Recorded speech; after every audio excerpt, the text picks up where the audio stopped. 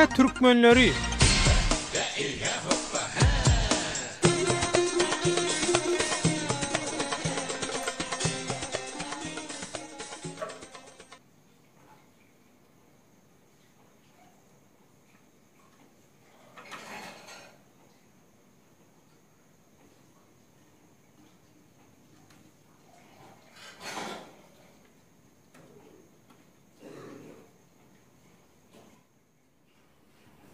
Bu salam dünyada yaşayan, bütün dünyada yaşayan Türkmen doğularına, bütün dünya Türkmenlerine. Yani Mecit Teken, Türkmen Sahra'da yaşayan İran devletinde, Türkmen Sahra'da yaşayan Mecit Teken boyuna hoş geldiniz. Yine sizi Türkmen'in mukaddes gören bir ummatlıklı hatları verilen tanışık etmek isteyen.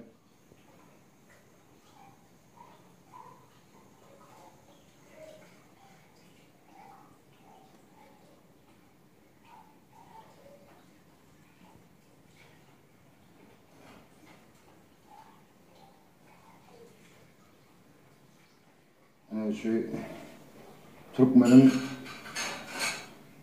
tarihinin bir bölümünü şahitlik eden yerden gelen kadim dutarlarını bilen, şu dutarları taklayan, neye saklaşım bilen sizi tanışık etmek isteyen.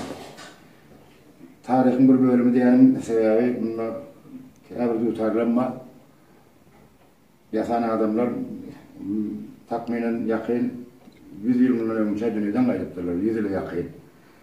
Son için yüzden ağırarak yaşı olan dutarlar var aralarında. Onun bäridekiler dutarlar var. Kızaklar hem şeyle diyemeyelim. Şu dutarlar arkalı Türkmen Sahra'da Türkmen aydın sağlığını yitirmeyecek olup hasım yaşların arasında hasretlerinde kıyıl olumlu arasında şunu yayıp, şunu öğretip gitip gitmeyenin önüne geçer yani. Yattı, bağlar yani, gitmedi yani. Türkmen'in şunca bayi hadinelerle öldürerek eğlenip birbirini öğrenip indiki nesillere geçirmelerini talep ediyoruz.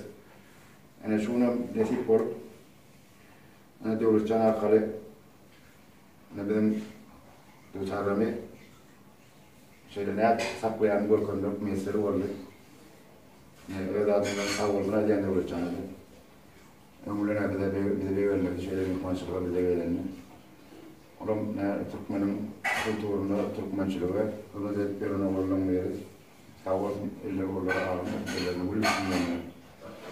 Ne gayrısı da ne, dutarları da ne, Devlet Mehmet Azadi Ansamblı, eğer burada da edip bilenim olsa şu dutarları etti. Devlet Mehmet Azadi Ansamblı, Devlet Mehmet Azadi Aydıntal Toparı.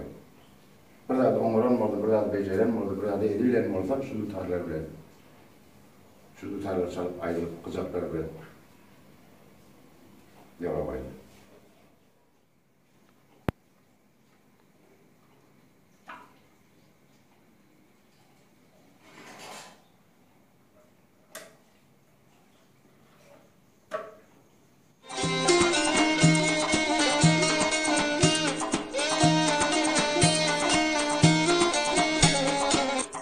Dünya Türkmenleri.